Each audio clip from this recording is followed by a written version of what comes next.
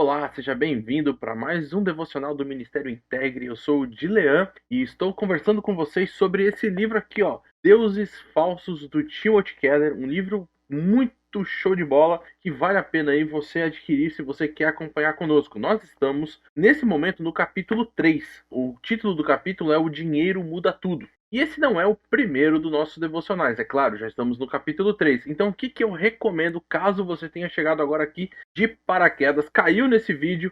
Faz o seguinte, volta um pouquinho, olha a nossa playlist do Ministério Integre, que é o Ministério de Jovens da IBNU, e assiste os outros vídeos que nós temos ali. Temos vídeos sobre a introdução, capítulo 1, capítulo 2, o capítulo 3 já temos a primeira parte, agora estamos chegando nessa segunda parte. E se você quer conhecer, inclusive, mais do Ministério Integre, esse livro do Timothy Keller, O Deuses Falsos, não é o primeiro livro que a gente faz aqui, que a gente conversa com vocês a respeito dele. Nós já fizemos o livro de Juízes inteirinho, fizemos também o livro de Gálatas inteirinho, então tem muito material, muito recurso para abençoar a sua vida.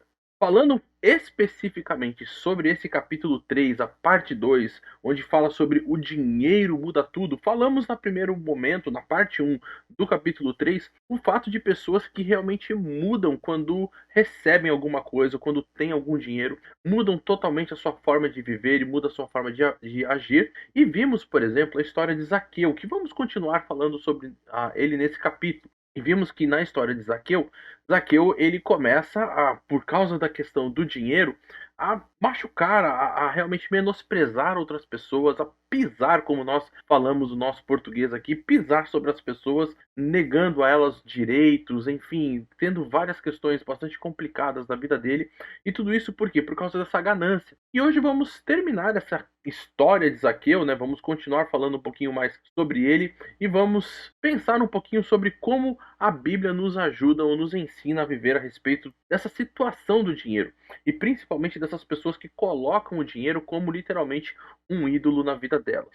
O dinheiro como o senhor da vida das pessoas já foi dito, por exemplo, pelo próprio Senhor Jesus. Jesus ele fala muito sobre essa questão quando ele diz, por exemplo, lá em Lucas, a respeito do fato de que a quantidade de bens que uma pessoa tem não é aquilo que define a pessoa, né, como ser humano, ou como aquilo que a pessoa deve ter como prioridade e padrão na sua Bíblia. Paulo também fala lá no livro de Efésios, no capítulo 5, o versículo 5, que a ganância ou essa questão de um desejo descontrolado por dinheiro e tudo é uma idolatria na vida das pessoas. E é por isso que a gente precisa tomar bastante cuidado com isso.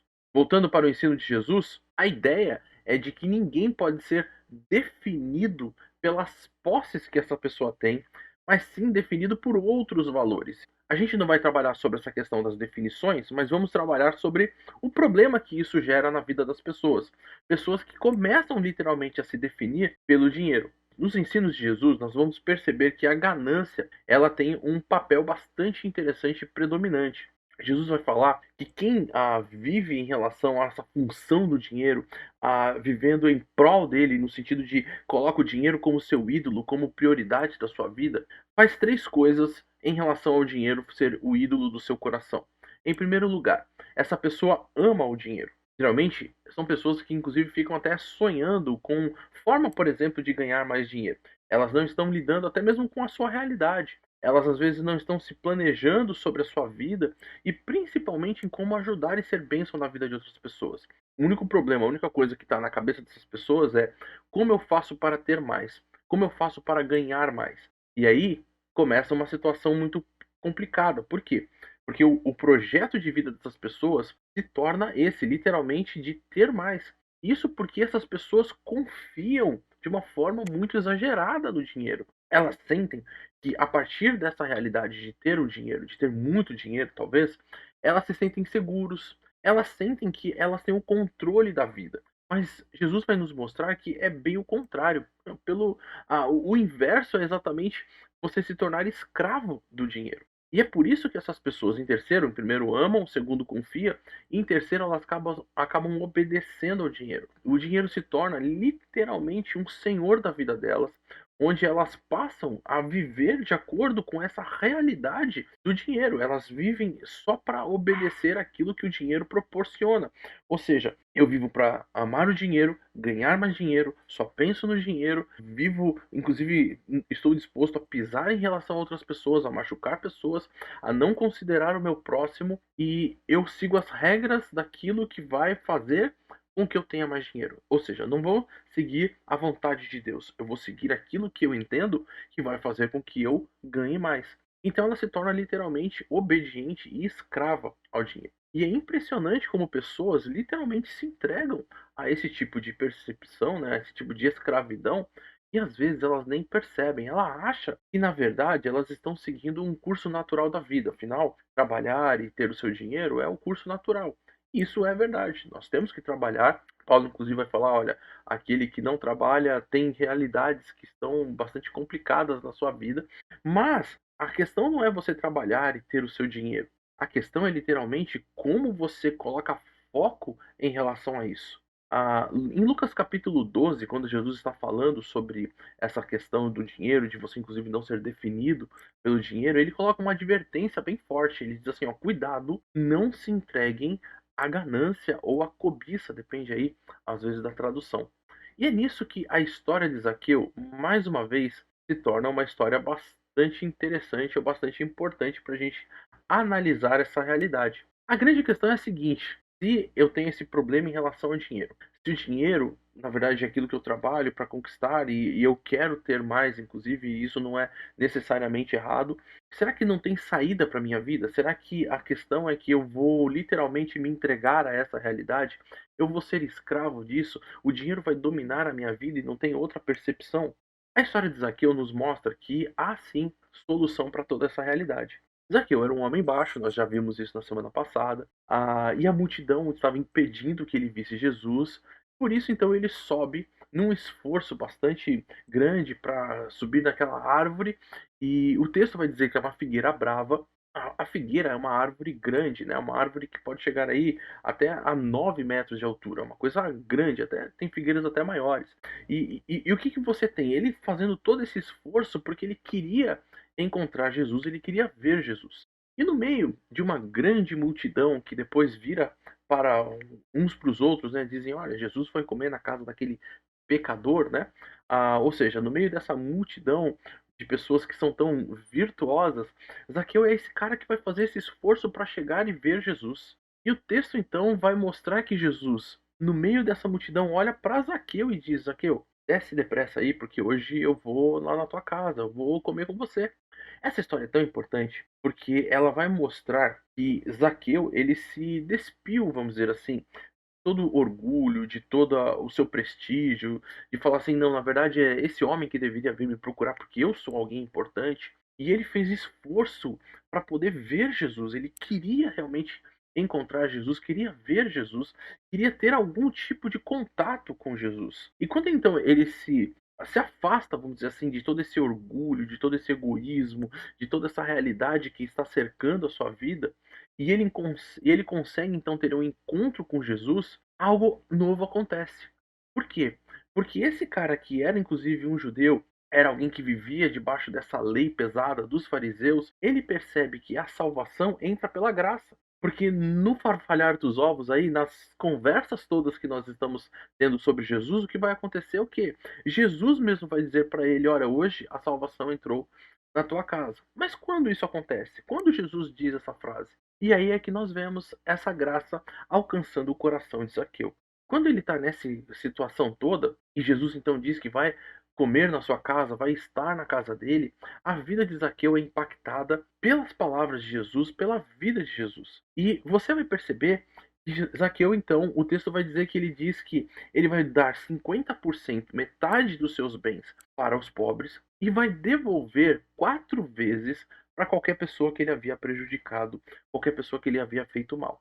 Então, o cara que, na história da semana passada, pisou em relação aos seus compatriotas, aos seus familiares, ele só pensava em si mesmo e no seu próprio lucro, agora ele encontra com Jesus e diz: 50% dos meus bens eu vou doar. E se eu prejudiquei alguém, eu vou devolver 4 vezes aquilo que eu havia prejudicado essa pessoa. O encontro com o Senhor Jesus, essa realidade de egoísmo, de egocentrismo, essa realidade de narcisismo, essa realidade de ter tudo para si, de ganância, ela é tirada da vida de Zaqueu porque ele recebe uma nova percepção.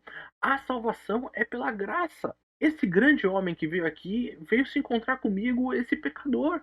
Ele veio até a minha casa. E é por isso que a vida de Zaqueu é totalmente mudada e transformada.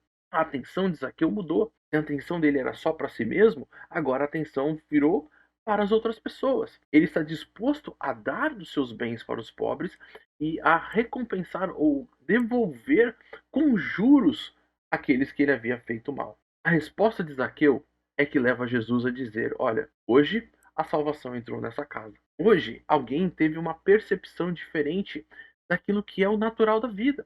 Então, se algumas pessoas estão falando, não, eu estou trabalhando, eu estou fazendo assim, assado, tal, eu quero trocar os meus equipamentos, eu quero simplesmente porque eu quero, simplesmente porque eu quero ser a pessoa que tem o melhor, eu quero ser o cara que é invejado, eu quero ser o cara que tem o melhor computador, o melhor celular, enfim, as melhores roupas, eu quero simplesmente ser alguém que é visto. Quando ele encontra com Jesus, ele tem a percepção de ver o próximo, ele tem a percepção de amar o próximo e de inclusive usar os seus recursos para o bem do próximo. E é nisso então que vale a pena a gente pensar de novo sobre aquelas palavras de Jesus, onde nós não podemos ser definidos pelas nossas posses. Elas não nos definem, mas algo interior, quando muda no nosso coração, nós estamos dispostos até mesmo a nos desfazer das nossas posses. Muitos até reconhecem que o dinheiro é um ídolo do coração, mas nem todos conseguem lidar com essa realidade. Nem todos conseguem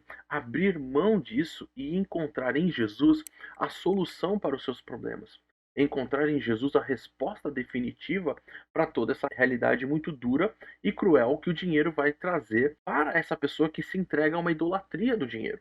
Zaqueu, então, ele nos ensina que precisamos ir a Jesus com humildade, buscar a Jesus com todo o nosso coração, deixar que ele seja o Deus, o nosso Senhor e a nossa salvação, e não estarmos confiando simplesmente nas questões materiais e da vida. Então a pergunta fica: como você lida com o seu dinheiro? É nele que você pensa o tempo inteiro? Será que, ou de repente você não fica pensando no dinheiro, mas fica pensando nas questões que o dinheiro traz?